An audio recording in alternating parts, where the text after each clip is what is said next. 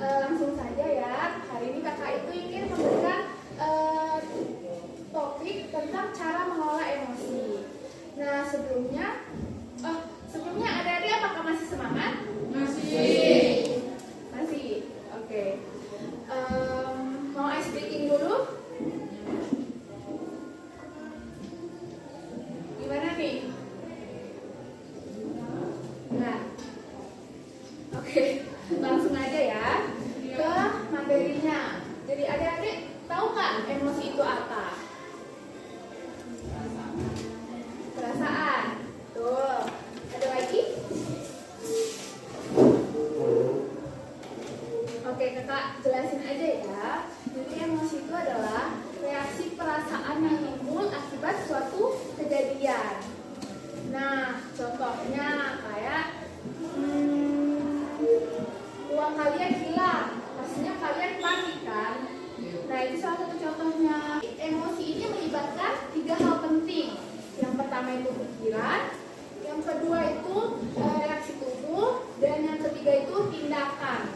Nah, jadi kalau pikiran itu kayak misalnya nih teman kalian atau sahabat kalian tiba-tiba kayak marah-marah nih, seharian tuh bad mood aja, pastinya kalian kepikiran kan, kayak dia kenapa sih kok kayak gitu, kenapa sih dia marah aja terus. Nah, salah satunya itu. Dan yang kedua itu tubuh, misalnya kayak kalian lagi gugup biasanya tangan gemetar, terus juga terasa dingin, atau kalau pas marah itu kalian kalau misalnya apa deh, bercarut. Oke, ya. Terus juga kalau marah wajahnya memerah. Jenis-jenis emosi. Jadi emosi itu ada yang positif, ada yang negatif. Nah, adik-adik tahu nggak emosi yang positif itu apa contohnya? Bahagia, apa? Senang. Terus ada lagi? Apa? Gembira. Ya, itu beberapa contohnya tadi. Adik-adik benar sekali, ada perasaan senang, bahagia, tenang, nyaman. Nah, itu termasuk salah satu contoh, beberapa contoh emosi yang positif. Nah, kalau emosi negatif, sedih, terus marah, terus lagi. Oke, benar sekali yang adik-adik tadi bilang, seperti marah, terus apa lagi tadi? Sedih, kecewa, panik. Nah, itu termasuk emosi yang negatif. Dan semua emosi itu wajar. Nah,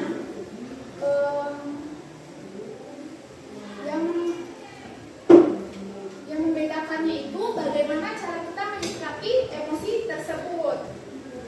Misalnya kayak kalau kalian marah, itu gimana kalian bersikap.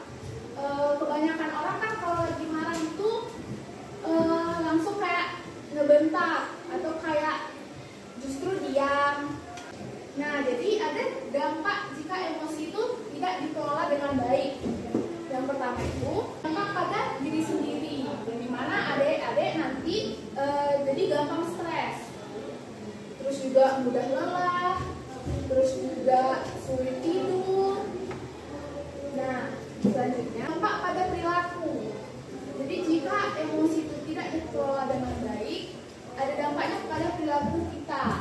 Contohnya kayak yang kakak bilang tadi, kita menjadi lebih sensitif.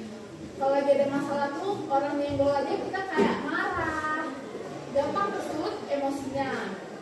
Nah selanjutnya, dampak pada hubungan sosial. Jika emosi itu tidak dapat kita kelola dengan baik, kita bisa saja bertengkar dengan teman kita. Dan kita itu jadi dijauhi oleh teman kita. Dan yang terakhir itu ada dampak jangka panjangnya. Jadi jika kalian itu dari awal itu nggak bisa mengontrol emosi, itu kalian bisa nantinya jadi orang yang emosian. Di dewasanya nanti kalian menjadi orang yang gampang emosian. Terus juga ini berpengaruh kalau kalian itu dalam mengambil keputusan. Kalian itu jadi cenderung mengambil keputusan yang salah. Nah jadi kenapa sih kita itu harus mengelola emosi kita? Yang pertama itu menjaga kesehatan kita sendiri ya. Karena kalau kita tidak bisa mengontrol emosi kita itu jadi mudah lelah dan sulit tidur seperti yang kakak bilang tadi. Lalu selanjutnya ada membantu berpikir secara jernih. Saat emosi kita itu terkendali, kita itu cenderung membuat keputusan itu yang benar. Dan kalau tidak terkendali, dampaknya kita mengambil keputusan yang salah. Dan juga membuat hubungan kita dengan orang lain itu menjadi baik. Dan yang selanjutnya tentunya dapat meningkatkan prestasi kita. Dalam belajar kita jadi lebih fokus, lebih konsentrasi, dan juga tidak mudah tersulut emosi. Nah, sebelum masuk ke materi selanjutnya, kakak lihat adik-adik ini udah pada bosan ya? Kakak ada ice breaking. Adik-adik mau nggak ikut ice breaking kakak? Mau? Langsung aja ke ice breakingnya. Adik-adik bisa dipinggirin dulu mejanya. Ini ke sebelah sini, ke sebelah situ.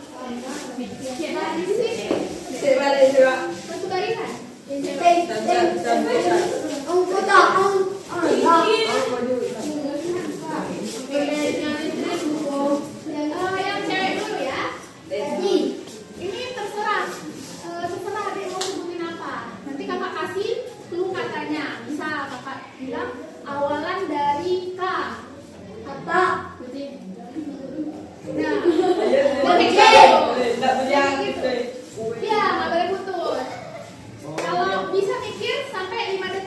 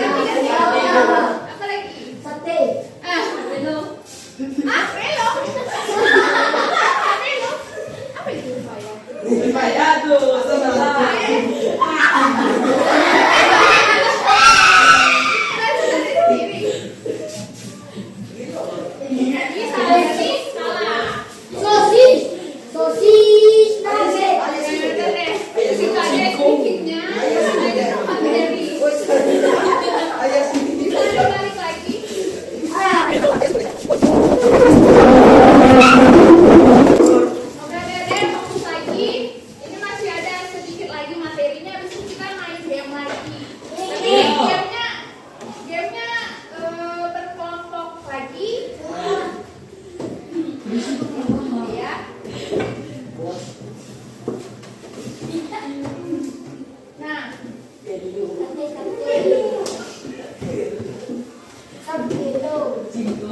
udah deh, perhatiannya ke sini dulu.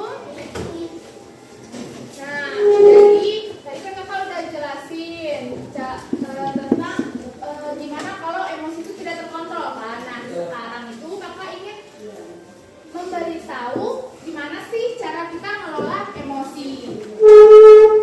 Bersabar. Sabar ya, Tapi itu nggak bisa menyelesaikan masalah. Nah, jadi yang pertama itu kita bisa contohnya aja perasaan marah ya. Nah, kalau sedang marah itu jadi misalnya ada suatu contoh ya, misal ada namanya siapa? Selfie. Ada? Ziva, Selfie dan Ziva. Nah, contohnya Selfie ini baru datang nih ke kelas. Nah, tiba-tiba si Ziva ini kayak langsung marah-marah. Nah, tentunya perasaan si Selfie ini bingung dong kan? Bingung dan juga bisa jadi kesal. Kenapa baru datang tiba-tiba dimarahin? Nah, biasanya kan orang itu ada yang kayak balas marah, balas marah, berdu. Nanti jadinya berantem kan? Nah, gimana cara kita menghindari itu? Yang pertama itu bisa adik tahan dulu. Misal dia lagi marah-marah nih, adik tahan dulu, tenang dulu. Adik tanyain, kamu kenapa marah? Kayak gitu. Dan juga bisa juga dengan adik kayak bilang, bisa juga adik dengan kayak mengatur nafas dulu, jangan langsung bereaksi. Misal dia lagi marah, kita jangan balas marah. Itu kayak harus nurunin ego dulu. Kayak tahan nafas, buang nafas. Kayak tenangin diri dulu, baru kita bereaksi. Nah, bisa juga kalau misal adek tuh masih kesal, bisa juga dengan adek melakukan hal-hal yang disenangi. Misalnya tadi kan udah kesal tuh dengan teman adek, bisa adek kayak menghilangkan pikirannya itu dengan melakukan kegiatan yang adek sukai. Misalnya kayak pergi jalan-jalan atau membeli makanan yang adek sukai. Ini bukan tentang perasaan marah aja, untuk semua emosi. Adek tuh kalau misalnya lagi sedih atau lagi kesal, lagi ada masalah, adek tuh bisa curhat dengan orang yang adek percaya. Kalau misalnya adek nggak percaya siapa-siapa nih, adek bisa dengan menulis diary, menulis di buku. Nah, perlu diingat di zaman sekarang kan ada tuh catatan di HP. Nah, tapi kakak anjurinnya itu kayak nulis di buku diary. Karena kalau nyatat di HP itu kayak cepat hilang dan mudah ke distract gitu. Nanti ada notif, nggak jadi nyatetnya kan. Kalau nulis di buku kan kayak lebih keluar gitu perasaan kalian. Nah, terus bisa juga dengan berpikir positif. Misalnya teman adek atau bestie adek deh, tiba-tiba nggak mau main sama adek atau nyuekin adek kan.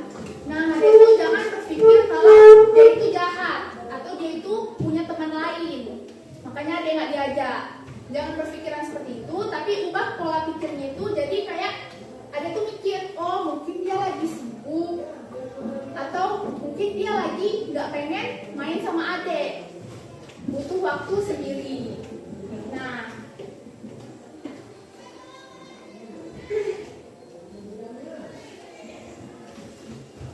dan juga ada itu bisa dengan cari penyebab dan solusinya.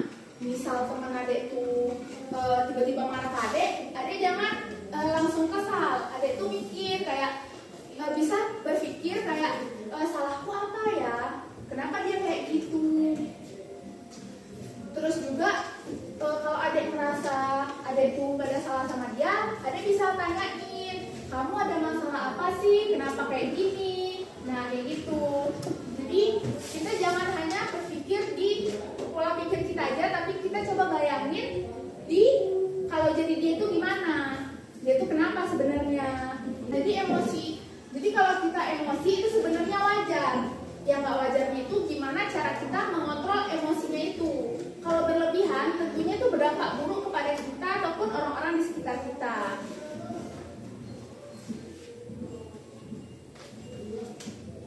Nah, segitu aja penjelasan materi dari kakak. Nah, sekarang kakak tuh ada sebuah media namanya Bingo Game. Nah, nanti kakak jelasin. Tapi hari ini yang hadir berapa orang? 15. Bagi 5. Boleh? Ya, bagi jadi 5 kelompok. Berarti satu kelompoknya 3. Lagi 3. Nah,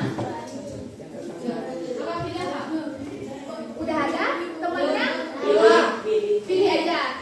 Oke, kalau kakak yang pilih, adik bisa mulai berhitung 1 sampai 3. Ya. Atau kakak aja deh yang hitung. 1, 2, 3, 4, 5. 1, 2, 3, 4, 5. 1, 2, 3, 4, 5. Berarti 5 kelompok ya.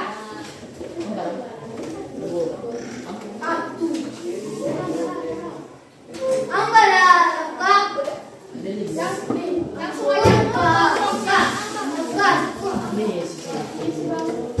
aja pilih sendiri. Tapi teman-temannya dipilihin, ya kan? Udah, berarti 4 ya yang tadi. Ini 1, ini 2, 3, 4, 5. Ayo pindah sesuai nomornya berapa?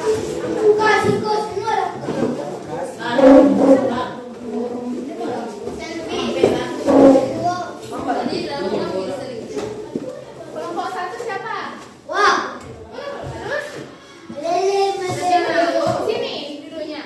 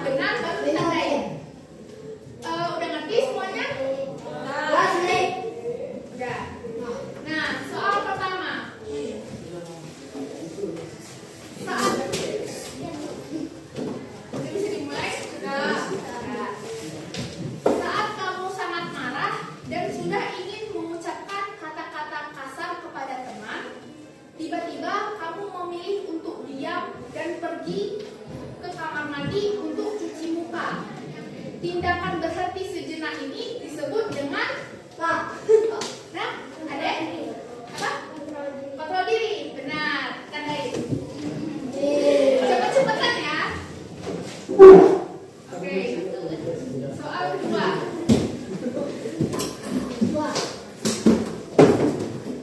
Soal kedua, kamu secara tidak sengaja menjatuhkan botol minum milik gurumu sampai pecah di depan kelas.